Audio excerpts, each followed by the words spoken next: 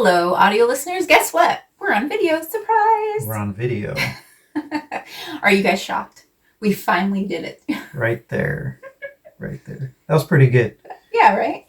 What was pretty good? Your fingers My doing that little frame? Trying to trace the frame there.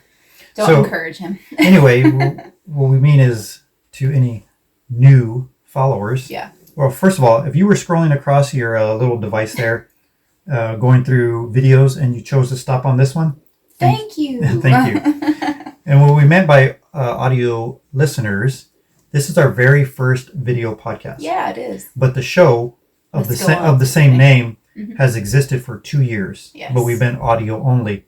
And it actually existed a lot longer than that, because really all it is us conversating. Yeah. So basically what you're hearing right now and what you're seeing. It's years of conversation. This is just us. Yes, exactly. But, yeah. So to our audio listeners, our loyalty, what do you call them? No. Loyal followers? Loyal followers. Loyal followers. There you go. To them, if you're watching now you know what we look like. So if you need to turn it off right now, go ahead. I'm just kidding. Don't run away now that you know what we look like. Yeah. I would, but I'm biased, you know. You run away from me? Well, sometimes. It depends on what you're... If you ever left me... What? I would follow you. I would go with you. Stalker. If you ever left me, I would go with you. Aw, that's so sweet and stalkerish in the same frame of mind. Anyway, go ahead. So, what? Anyway, speaking of our audio podcast, our audio show. Yes. We just talked about that story. I talked about the story. You did talk about that story. One that was like, it really gets me. Blinkers. It's this particular exit entrance off of a road onto the freeway, and nobody uses their blinkers. Except for Robert. Except for me. And me. And I try to get proof. Yeah. Right? Mm-hmm. I try to record the thing. Like the cars in front, because we took that exit today. Yes, we did. And we rarely do, but we happened to take it today. Yes. So I try to record them. There was like 3 or 4 cars in front of me and one behind me. Yeah. And I like to look in my rearview mirror and say, hey, they didn't do it either. You guys don't do that. Don't record while driving. That's just dumb. I needed the proof, though. Well, I needed the safety. I was going to put that... He was pretty safe. Okay, so I was going to put that video.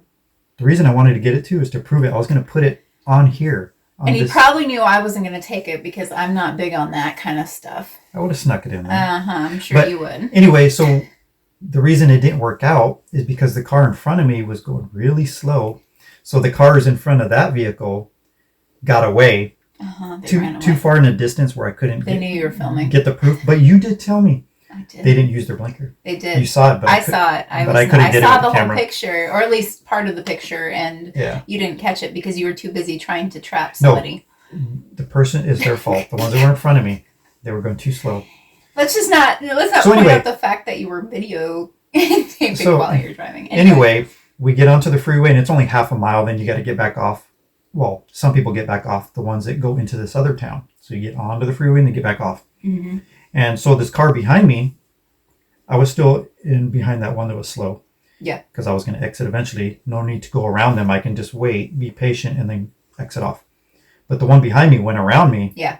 And jumped between me and the car in front of me. And what did you assume, I'm dear? like, you could not wait just a second? I was going to exit. I would be out of your way in a second. Oh, my goodness. Yeah, he did do that. And then what did you think? Okay, so my perspective was a little bit different, honestly. I was thinking, well, I always try to see the other side, which To give them the benefit of the doubt. I like trying to be positive. That's kind of a thing with me, and my mom taught me that. That's a good thing, though. My mom's always taught me to try to look for the good in people rather than the bad. So anyway, I thought that maybe the car was actually following behind the other car, and they'd been stuck behind us, and so they didn't know where they were going, so they were trying to follow that car that maybe they knew each other and they were directing them somewhere. Yeah, and so that's what I was thinking. And I started believing that. I'm like, because the car behind us, when they passed us, they went behind that other car, and they both had their blinkers on. They both for a while. Both turned their blinkers on when they didn't need to. Yes. And which made me believe what you were saying. Yeah. Is because the car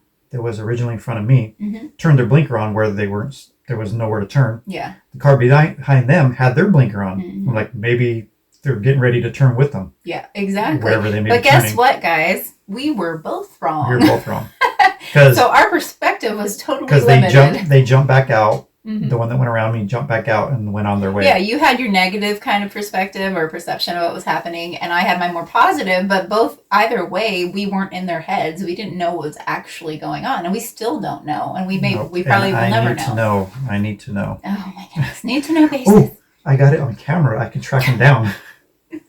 No? No. All right, I'll delete it.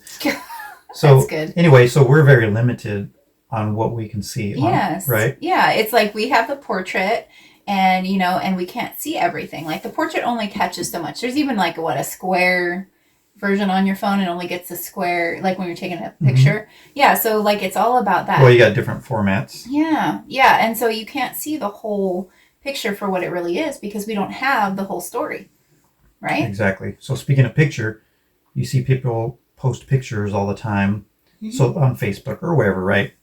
Wherever you're connected with them. Yeah. And you see a family and you're like thinking, oh, that family's perfect. Because they always look so good and they're always smiling in these pictures. And you're like, I didn't realize that for like 5 hours they were standing in that same pose to get that perfect picture. Yeah. Yeah. Or they were fighting before that picture. Oh, yeah. The kids were going crazy. Yeah. And they're like, okay, everybody be quiet. And all of us settle down, and then they get the perfect picture. That. All of us try to look perfect. We try to appear a certain way to people, but the real truth of it is they don't really have the full story because they're not in our heads. They don't know the panic mode that we were in when we were trying to set this whole thing up beforehand. It's like, okay, angles have to be just right. This has to be just right, and it's all, it's so short term. It's not long term, and that's the thing is we got to think long term, and that affects the way we and wider scope, right? That affects when we do that. That affects the way we see life. Yeah, the way we take life, right? So I wanted to mention real quick with Heidi, the author that we interviewed. Yes, we interviewed an author. She's an awesome author, Christian inspirational author, and that'll be up and running on our show here in a couple weeks. Yes, Heidi McGill. Mm-hmm. We'll get it up there. She's really awesome. And so anyway, we talked to her, and she's, just to give you guys a quick tease in what we'll be talking about, she's almost completely blind. She's already past legally blind. I wish I could remember the percentage that she said that she had. Very but small. If you watch the interview or listen to the interview, rather, they'll find out. Yeah, you'll know. You'll find out. But yeah, she's very limited in what she can see now. So we've been talking to her, and she just sees things differently. Yes. Yeah. So say like a dog, humans live their lives. Our main sense is sight. Yes. We live life by sight. We're kind of lazy. We rely on that, excuse me, and it's so single-minded. Like it's just so focused on that we just get lazy and we kind of forget to use our other senses, right? Like it just kind of, they go by the wayside. The hearing. Yeah. And then a dog would be like by their nose. Yes, right? The nose. Taste is important. So basically, what I'm trying to say is she's now stopping to smell the roses. Exactly. Right? Uh-huh. She's slowing down. Like we have eyesight, so we just run wherever we're going. Mm-hmm. Jump curves here and there. Well, I wouldn't say she's slowing down per se, but she's definitely got a different perspective than most people. She can now. I think she probably appreciates things a lot more because of the way. I guess that's what I'm trying to say. Yeah. It's she knows and she can see in her own mind and how she does things.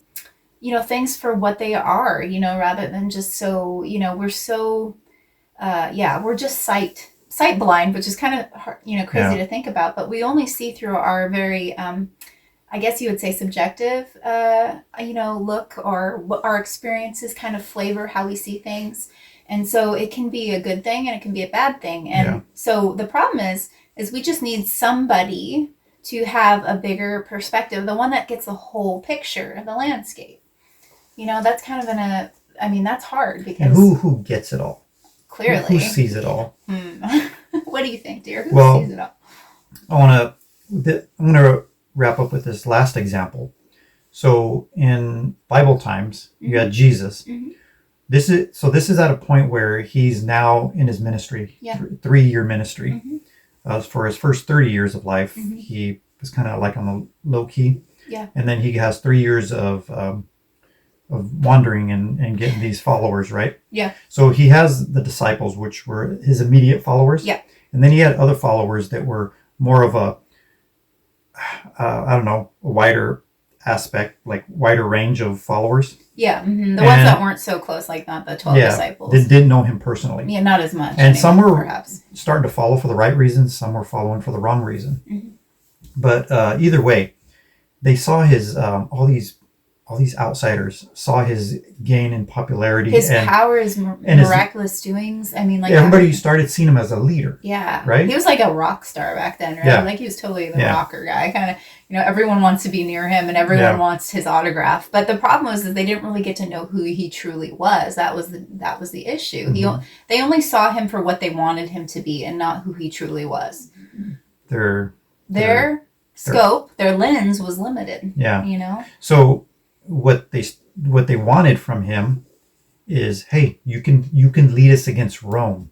You can be our leader in you can be our king and lead us to victory. Like a king or a leader of an army. Charge, like that was what they wanted. They wanted Israel to come up and be the place, the leading whatever, because that was what they thought that the scriptures were talking about when they were talking about a savior coming. It wasn't about something much more deeper than that. It was something more superficial that they were looking for. So basically what they were looking for was a quick Band-Aid on something that was a lot. Yeah, a Band-Aid. More. It was a short-term, I don't even know if it's a fix. Yeah. But what they were looking for was short-term nonetheless. Yeah, they wanted to put a Band-Aid on a wound that was a heart wound, a lot deeper, that did nothing to stop the blood flow. And what Jesus came for was completely opposite of that. His was long-term. Mm-hmm. And not the Band-Aid, but the healing. Yeah, it was all the way through. That was where the healing would come from. It was deeper than what they thought. We can be so short term and see things for just what we think they should be or what we think they are. But really, when it comes down to it, we need the perspective of an almighty God who knows everything and all the behind the scenes things that we don't see. And that's it's a hard thing to wrap our heads around because our human knowledge is so limited, but God's knowledge is amazingly, wide scoping and beyond. So, well, speaking of wrap, let's wrap it up here. Ooh, nice. But I like what you said. So you have some words to leave us with? Oh yeah. Mm-hmm. Yep. We're going to try to do that. We're going to try to leave you guys with some special words every time we do one of these videos. Okay. So the words of wisdom that I'm words of read. Wisdom. Yes, words of wisdom. They're found in Isaiah. We should do something with that. Words of wisdom. Oh, that sounds a little familiar. If you're loyal listeners, you'll know what we're talking about. Yeah. How do I do it? Okay, I'm gonna say it. Maybe later we can put a special effect in there. So this is your words of wisdom. I don't know why you do that. That's so weird. Anyway, okay, so sorry, we got sidetracked again. This is normal for us. Okay, so it's found in Isaiah 55:8. And the verse is, "For my thoughts are not your thoughts, neither are your ways my ways, declares the Lord." Thanks for watching. If you like this show, hit that free subscribe button and share this video. We are on Facebook and Instagram. Also, check out our full-length podcast on Spotify or wherever you get your podcasts. The links are provided in the description below. Thank you.